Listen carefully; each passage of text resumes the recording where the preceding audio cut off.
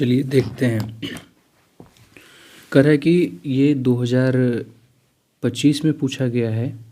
कह रहा है कि what is classical dichotomy, is it the same as neutrality of money. ये प्रश्न पूछा है।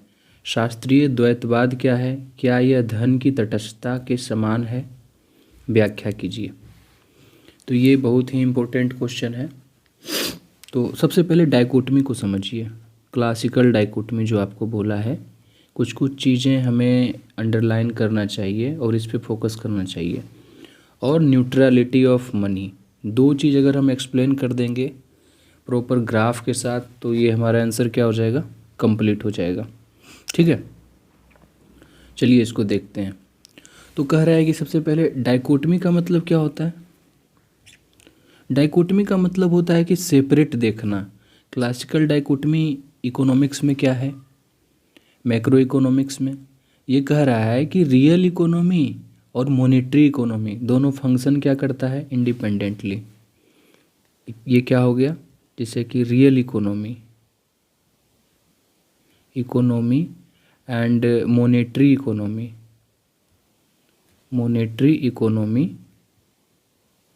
क्या फंक्शन करता है, इंडिपेंडेंटली।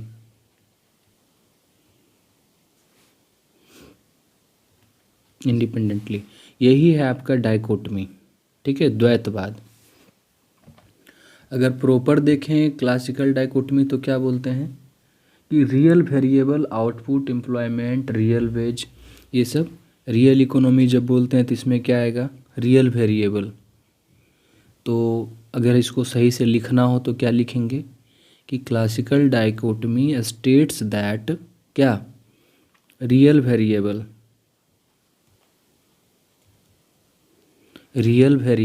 इसमें क्या आएगा, आउटपुट, जैसे कि जीडीपी। ठीक है, उसके बाद फिर एम्प्लॉयमेंट और क्या आएगा, रियल वेज और क्या आएगा, इंटरेस्ट रेट। आर से दिखा देते हैं, इंटरेस्ट रेट। ये सब क्या है, डिटरमाइंड बाय रियल फैक्टर। ये सब क्या होगा, कहता है कि classical dichotomy states that real variable like output, GDP, employment, real veg, interest rate, ये सब क्या है, डिटरमाइंड बाय क्या, रियल वेरिएबल, रियल फैक्टर। क्या होगा, रियल फैक्टर्स। ये रियल फैक्टर्स क्या है, दैट इज टेक्नोलॉजी बढ़ गया, घट गया, उस हिसाब से एम्प्लॉयमेंट का भी जो है पैटर्न चेंज होगा। लेबर का सप्लाई कम है तो उसका वेजेस क्या होगा, अपने आप बढ़ेगा। लेबर का सप्लाई ज़्यादा है, वेज कम। कैपिटल अगर ज़्यादा होगा तो इंटरेस्ट रेट क्या होगा, कम होगा। तो ये सब वेरिएबल जो है डिटरमाइन करेगा, ये सब फैक्टर डिटरमाइन करेगा रियल वेरिएबल को। ठीक है, और कह रहा है कि while nominal variable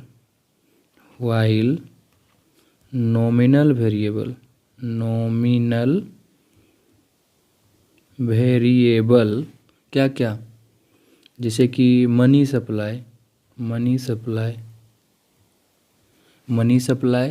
price level, nominal wage, वहाँ पे रियल वेज था, यहाँ पे क्या होगा, nominal wages are determined by क्या, monetary factor, are determined by monetary factors. Handwriting पे नहीं जाइएगा क्योंकि हम साथ साथ रियल टाइम में लिख रहे हैं। तो ये हो गया आपका। अब अगर आप देखते हैं, अच्छा इसको कैसे कहेंगे, दोनों कह रहा है कि सेपरेट है, तो इंटीग्रेटेड कॉन्सेप्ट बाद में देखेंगे। सबसे पहले देख लेते हैं कि ये आपका जो रियल वेरिएबल है रियल इकोनॉमी इसको डिटरमाइन कैसे कर रहा है और नॉमिनल इकोनॉमी इसको डिटरमाइन कैसे कर रहा है, इसको देखेंगे तब क्लियर पिक्चर बनेगा। ठीक है, चलिए आते हैं। तो ये हो गया आपका, एक सेकेंड।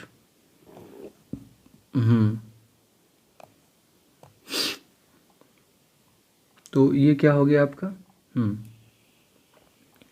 अब ये अगर आप दिखा दिए हैं तो रियल फैक्टर को आप दिखाएंगे। रियल फैक्टर कैसे दिखाएंगे, तो रियल फैक्टर में क्या होगा आपका, ये पहले तो एग्रीगेट डिमांड एंड सप्लाई का दिखाइए, पहला चीज़ जो दिखा रहे थे आप। ठीक है, पहले क्या बोले हैं कि रियल वेरिएबल डिपेंड्स ऑन क्या, डिटरमाइंड बाय रियल फैक्टर। तो आप इसको दिखा दीजिए सेपरेटली अगर होता है तो क्या क्या, तो आप यहाँ पे दिखा सकते हैं डिमांड, एग्रीगेट डिमांड और एग्रीगेट सप्लाई।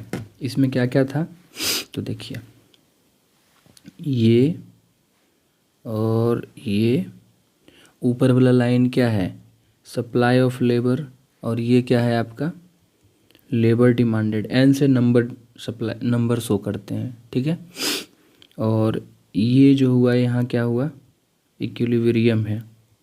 ठीक है, और वेज बाई क्या होगा, price level, wage upon price level. तो ये इक्विलिब्रियम है, यहाँ पे क्या लिखोगे आप, W asterisk upon P asterisk. ठीक है, इक्विलिब्रियम पे। और अगर आप नीचे आएंगे जहाँ पे डिमांड ज़्यादा है तो वेज कम होगा तो डिमांड क्या हो गया, ज़्यादा। देखिए W1 अपॉन P1, देख रहे हैं, मतलब जैसे ही ये कम होता है और ये आपका क्या हो गया, एन अस्टेरिक। ठीक है, इक्विलिब्रियम सप्लाई हो गया लेबर का, इक्विलिब्रियम डिमांड हो गया ये। तो क्या है, रियल वेज रेट यहाँ पे, ये क्या आपका है, रियल वेज रेट। ठीक है, ये हो गया। ये ठीक है, नीचे labour market equilibrium, labour market इक्यू भी है यहाँ पे। उसके बाद फिर क्या है कि एग्रीगेट आउटपुट नेशनल इनकम की तरफ आप देख सकते हैं या प्रोडक्शन फंक्शन में देख सकते हैं। तो क्या हो जाएगा यहाँ पे, देखिए सप्लाई अगर सेम ही है, फिक्स है, एग्रीगेट सप्लाई क्या है, ये बढ़ नहीं सकता है, इतना ही है। ठीक है, तो क्या हो जाएगा देखिए, तो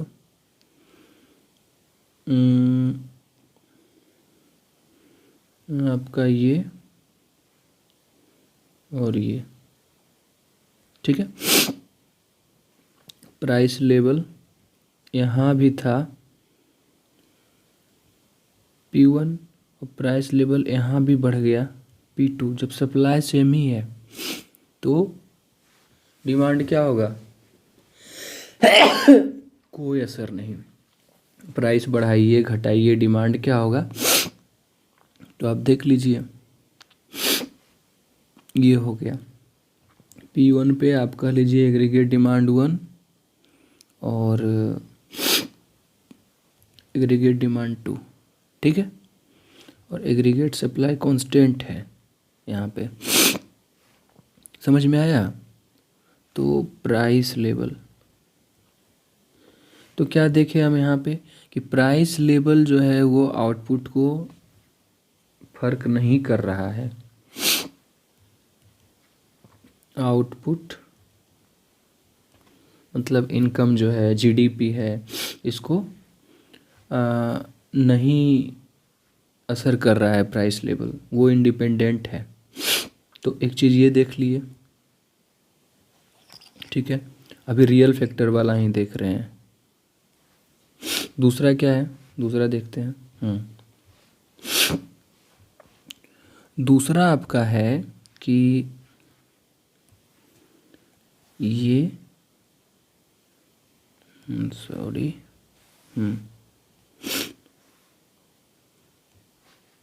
ये हो गया आपका। ये क्या हो गया, इनकम या आउटपुट जो भी कहिए, और employment and number of labour है, लेबर सप्लाइड कहिए जो कहिए। जब फुल एम्प्लॉयमेंट हो रहा है तब कितना लेबर सप्लाइड है और आउटपुट कितना है, आउटपुट, रियल आउटपुट, ठीक है। ये और एक्स यहाँ पे, ठीक। तो क्या देखे, ये एम्प्लॉयमेंट है, एम्प्लॉयमेंट, ठीक है। ये और किसका, प्रोडक्शन फंक्शन में ये चीज़।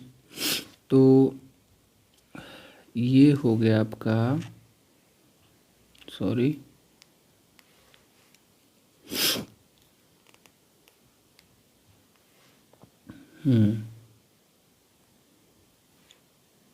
ठीक है, ये हो गया आपका।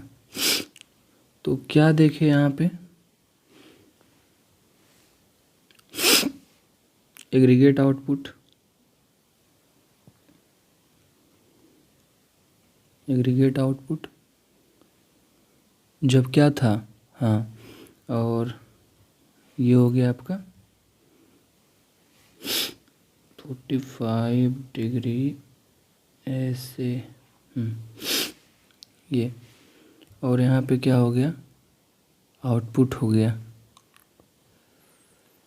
ठीक। तो क्या देखें यहाँ पे कि कोई असर नहीं कर रहा है, प्राइस लेवल के बढ़ने घटने से मतलब कोई अंतर नहीं हो रहा है। जब वेज ये हो रहा है तो देखिए, ये प्राइस लेवल बढ़ा घटा, सप्लाई उतना ही है, तो कोई फर्क आउटपुट पे नहीं पड़ा, यही आउटपुट है। दूसरा बात कि क्लासिकल डाइकोटमी जो है वो क्या है, तो एक चीज़ तो समझ में आ गया।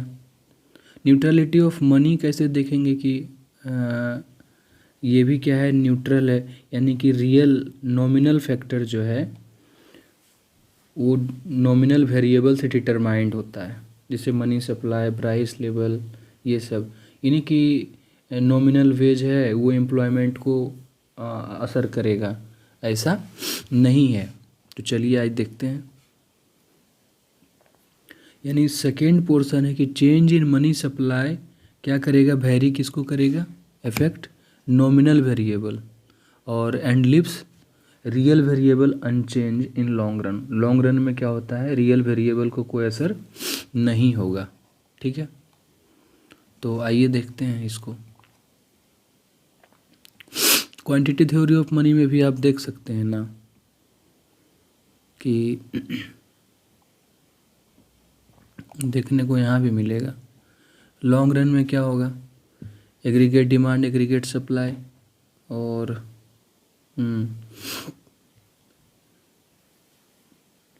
5% प्राइस लेवल बढ़ाएंगे तो 5% क्या होगा, ये चेंज हो जाएगा। तो इसको तो हम लोग देख लिए। मनी मार्केट में अगर देखेंगे तो चलिए इसको हम देखते हैं कि कैसे असर कर रहा है। देखिए ये हो गया आपका, ठीक है, और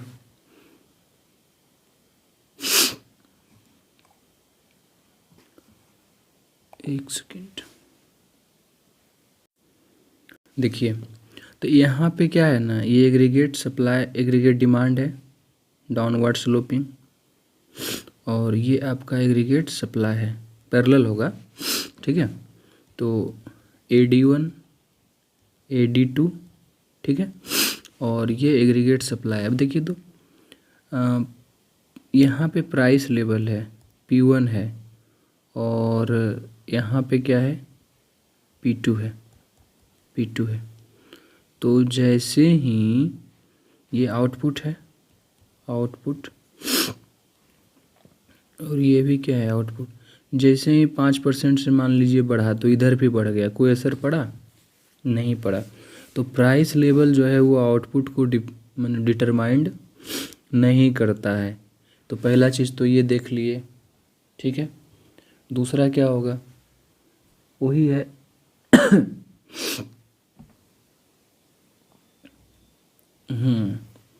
अब ये देखिए, इसको बहुत तरीक़ा से कर सकते हैं, क्या क्या देना है एग्ज़ाम में उस समय। ये इंटरेस्ट रेट को देखते हैं, क्वांटिटी ऑफ मनी। तो देखिए तो यहाँ पे ये क्या हो गया,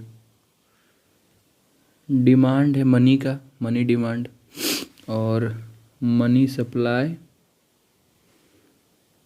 ये, ठीक है। तो MS1 और MS2, मनी सप्लाई 2। अब देखिए थे यहाँ पे इंटरेस्ट रेट, जैसे ही आप इंटरेस्ट रेट बढ़ाए या सप्लाई बढ़ाए, इंटरेस्ट रेट क्या हो गया, गिर गया। आर से दिखाइए इसको, ठीक है। तो इंटरेस्ट रेट को जैसे ही घटाए तो क्या हो गया, सप्लाई बढ़ गया, या सप्लाई वाइस वर्सा, ठीक है। क्वांटिटी ऑफ मनी, कुछ समझ में आ रहा है। उसी तरह से डिमांड के साथ क्या रिलेशन, डिमांड भी देखिए बढ़ा है, जैसे इंटरेस्ट रेट घटा तो डिमांड क्या हो गया, इधर शिफ्ट कर रहा है, ठीक है। समझ में आया। इन्वेस्टमेंट के साथ क्या रिलेशन है, ये तो अब दिखाने वाली बात है ना। पिछले क्वेश्चन जब कर रहे थे तो वो भी देख रहे थे कि इंटरेस्ट रेट घटने के साथ इन्वेस्टमेंट क्या होता है, ID इन्वेस्टमेंट डिमांड का। तो पहले R2 यहाँ पे था और R1 यहाँ पे, देखिए तो डिमांड ज़्यादा हुआ कि नहीं। तो यहाँ भी क्या होगा, quantity of investment, quantity of क्या हो गया, इन्वेस्टमेंट क्या हो गया, बढ़ रहा है, ठीक है। तो क्या देखें यहाँ पे कि ये सब चीज़ नॉमिनल जो वेरिएबल है, जैसे मनी का supply, nominal wage determined by क्या, मनी फैक्टर यानी मॉनेटरी फैक्टर पे, और रियल वाला जो उधर है वो रियल फैक्टर पे करेगा। तो कैसे देख रहे हैं, मॉनेटरी फैक्टर ये कर रहा है डिटरमाइन यहाँ पे। उसके बाद देख लिए, ठीक है। रियल वेज को क्या करेंगे, बढ़ाइए चाहे घटाइए, देख लिए ना इसको। चलिए तो अब हम देखते हैं इसको। अब कुछ सपोर्टिंग क्वांटिटी थ्योरी लेकर के आप सपोर्ट कर सकते हैं कि क्लासिकल इकोनॉमिस्ट कहता है कि MV = P/, क्लासिकल क्या बोलता है, MV = P/, बोलता है। तो इंटीग्रेटेड बना सकते हैं आप, ठीक है। क्या बना सकते हैं इंटीग्रेटेड कि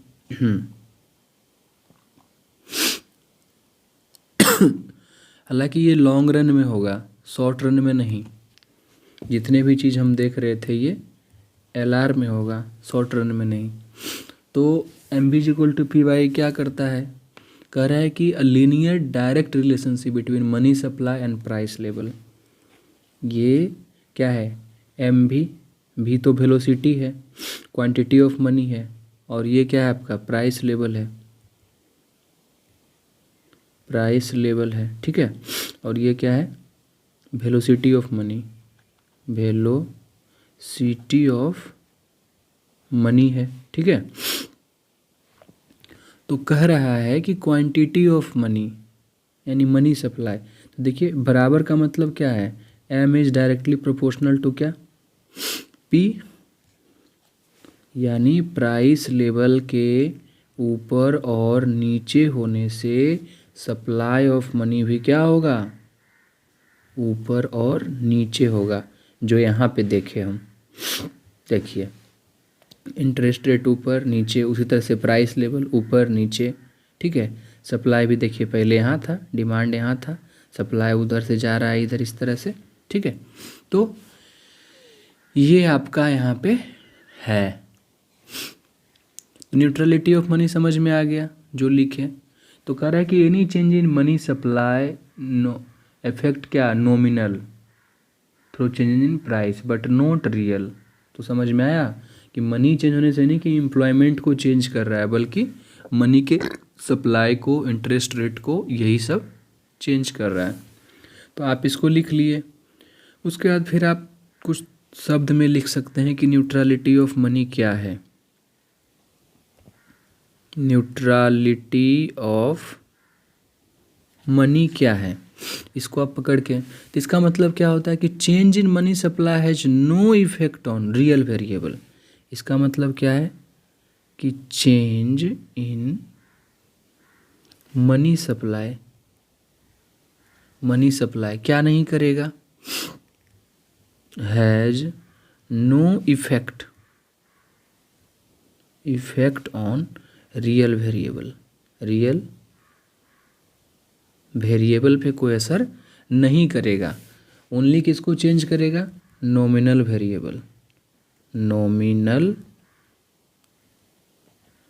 वेरिएबल को ये चेंज करेगा। ठीक है, तो बस यही है। तो अब दोनों चीज़ को हम दिखा दिए। पहले क्या बोले हम, पहले बोले कि आपको रियल इकोनॉमी जो है और मॉनेटरी इकोनॉमी, तो रियल इकोनॉमी जो रियल वेरिएबल है determined by real factors, like real variable क्या है, एम्प्लॉयमेंट है, आउटपुट है, रियल वेज है, इंटरेस्ट रेट है, तो ये सब हो गया आपको real interest rate. Determined by क्या, रियल फंक्शन, रियल फैक्टर्स जैसे टेक्नोलॉजी, लेबर, कैपिटल, ये सब। और नॉमिनल वेरिएबल किससे डिटरमाइंड होगा, तो नॉमिनल फैक्टर से। नॉमिनल वेरिएबल क्या है, money supply, price level, nominal veg, तो ये सब डिटरमाइंड होगा मॉनेटरी फैक्टर से। तो पहले हम दिखा दिए इसका रियल वाला जो है, तो कि देखे कि लेबर मार्केट में क्या हो रहा है, वेज रेट है ना, रियल वेज रेट। तो रियल वेज रेट से हम अगर चेंज कर रहे हैं तो क्या हो रहा है, एम्प्लॉयमेंट ऊपर नीचे हो रहा है। जैसे ही वेज रेट यहाँ पे रखे तो देखिए डिमांड यहाँ है लेकिन सप्लाई वहाँ पे नहीं है। वेज रेट को जब बढ़ा देंगे तो देखिए क्या हो गया, डिमांड कम गया, एक्सेस सप्लाई हो गया ऊपर में, यहाँ पे रखते हैं तो इस तरह से हमको दिख रहा है। प्राइस लेवल ऊपर नीचे करते हैं तो कोई असर नहीं, सप्लाई ऑफ लेबर वही है तो कोई असर नहीं हुआ। ठीक है, आउटपुट पे कोई असर नहीं हुआ। दूसरी बात में फिर दिखाए कि आपको आउटपुट, रियल आउटपुट जो है और एम्प्लॉयमेंट का रिलेशन दिखाए। ठीक है, उसके बाद फिर क्या दिखाए, तो ये हो गया। उसके बाद हम क्या बताए, मनी के संदर्भ में बताए कि ये जो आपका नॉमिनल फैक्टर्स है, जैसे कि प्राइस ऊपर नीचे हुआ तो क्या देखें यहाँ पे, एग्रीगेट डिमांड ऊपर नीचे हो रहा है। ठीक है, मनी का आउटपुट है, दूसरा चीज़ मत समझिएगा। फिर उसी तरह से इंटरेस्ट रेट ऊपर नीचे हो रहा है तो मनी का डिमांड भी क्या हो रहा है, बढ़ रहा है, घट रहा है। इंटरेस्ट रेट घटने और बढ़ने के संदर्भ में इन्वेस्टमेंट का डिमांड क्या हो रहा है, वो बढ़ रहा है, घट रहा है। ठीक, तो ये देखें, तो यही है neutrality of money, changes in क्या, मनी सप्लाई। ठीक है, but no effect on real variable, nominal variable को ही ये इफेक्ट करता है। ठीक है, समझ में आ गया क्लासिकल डाइकोटमी क्या है। who say that money does not affect real variable, thus neutrality of money can be seen। और इस तरह से हमको दिखता है। और आप एक दे सकते हैं, कंक्लूजन दे सकते हैं, लेकिन ये सब क्या है, शॉर्ट रन में नहीं है, सारा का सारा किस में है, लॉन्ग रन में आपको देखने को मिलेगा। ठीक है, तो समझ में आया, बस, थैंक यू।